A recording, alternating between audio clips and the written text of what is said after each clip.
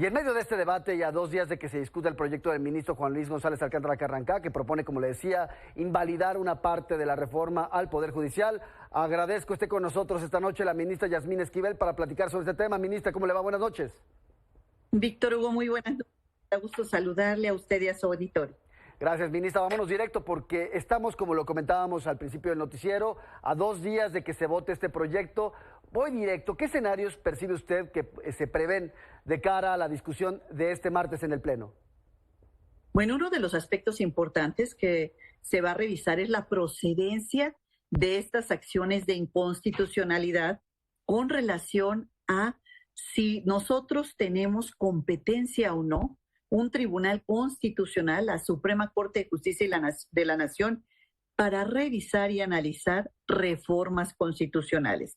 Entonces, ese es un aspecto muy importante, si el Tribunal Constitucional puede o no analizar lo que dice la propia Constitución, si nosotros somos garantes de que se respete la Constitución, hasta dónde podemos analizarla. Ese es un primer aspecto que se va a revisar, que es la procedencia.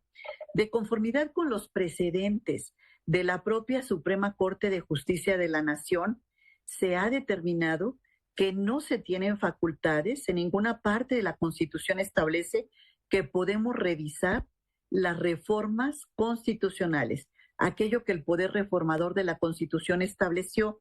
Entonces, en ese sentido, es una primera parte que se va a analizar el próximo martes, donde va a ser la discusión, considero yo, de las más importantes que se ha dado en la historia de la Corte, toda vez que cuando se ha presentado, se ha establecido que es improcedente la acción de inconstitucionalidad contra sus propias reformas constitucionales.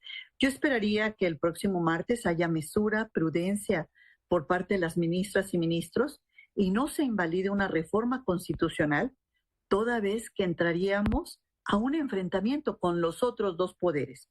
Una resolución que pretende invalidar lo que han determinado dos poderes de la Unión, me parece que sería pues un tema donde este enfrentamiento no abona en la construcción de las instituciones, no es conveniente ni para México en la parte social, política y económica, y creo yo que difícilmente se van a poder dar los 8 votos para que lleguemos a una invalidez de la propia Constitución.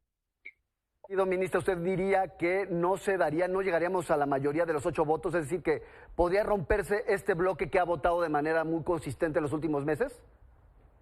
Bueno, es un bloque que 5 de los ministros y ministras que participan en la próxima votación se han decantado porque es improcedente las acciones de inconstitucionalidad en contra de las reformas constitucionales. Entonces, si hay consistencia en los precedentes de las ministras y ministros como han votado en 2016 y en años posteriores, pues no debieran darse los 8 votos para que proceda la acción de inconstitucionalidad y se llegue a la invalidez que está planteando el proyecto en algunos de sus aspectos de la reforma constitucional. Esto no sería un precedente donde vamos a invalidar lo que hizo el poder reformador de la Constitución, algo que hicieron las mayorías calificadas de las dos cámaras, la Cámara de Diputados y la Cámara de Senadores, así como la mayoría de los congresos locales.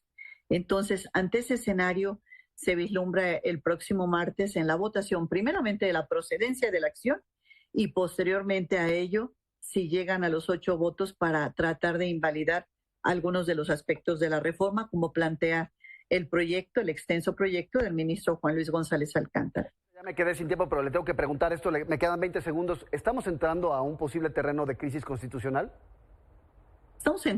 Entraríamos a una resolución inejecutable y a una resolución que viene a enfrentar más aún el Poder Judicial con los otros dos poderes.